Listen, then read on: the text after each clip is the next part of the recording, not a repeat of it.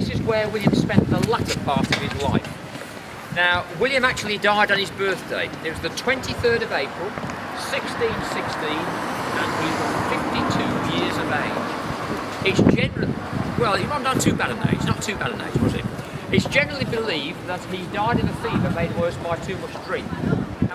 That's the statue that was presented. And the presentation of that statue was the first official recognition in Stratford that William Shakespeare was special, that he was to be revered, and that's what started what we call our Shakespeare celebration. And you've got people like the midwife, because while births were carried out at home, that often the midwife would be licensed to carry about a baptism, because the death rate was relatively high at birth in those days. But if you've got somebody who was licensed to carry out a baptism when the baby was born dead, for example, that was a useful thing to do. Boys up to the age of 5 wore skirts. They also wore nappies. When they got to 5, they lost the skirt and the nappies, and they wore little breeches. It was called breeching. So getting to 5 years of age was quite an important occasion in a boy's life. The time of Athens was simple, they were parties to the theft, and after drinking measure for measure with the merry wives of Windsor told King John all about it. Now Richard III accompanied him, he said bacon, he said he couldn't even write Windsor's tale, which Henry VIII stepped in and said that settles it, why make so much ado about nothing? Othello was busy discussing the point of honour with Henry IV, 5th and 6th, but as Richard II was absent, saying with the truth, I could find no further evidence about who wrote Shakespeare's plays, but all's well that ends well. Now it was at this juncture that Macbeth took out his sword, shook it at Pericles and Titus Andronicus, and all assembled fell into a swoon. I awoke in a sweat. It had all been a Midsummer Night's Dream. Bubble. It's good, isn't it? Now then, you were going to say first. They used to test the ale. They didn't just drink it.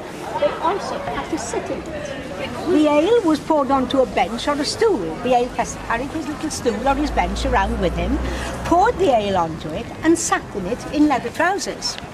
If after half an hour or so, the stool and the trousers stuck together, wasn't very good ale. Sugar hadn't fermented. But if it didn't stick together, apparently it would have been good ale. And this is Shakespeare's church. It was when he was 3 days old. His father John would have walked him through the town and had him christened here. On his grave there is a little verse which says, "Good friend, for Jesus' sake forbear to dig the dust and close it here.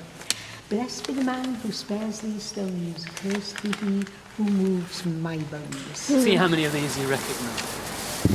If you cannot understand my argument and declare it's Greek to me, you are quoting Shakespeare. If you claim to be more sinned against than sinning, you are quoting Shakespeare.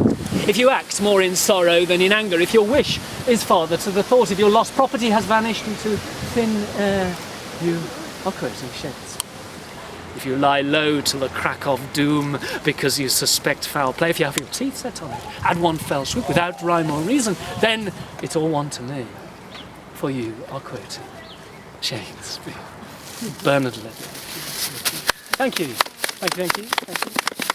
Well, thank you very much for joining me.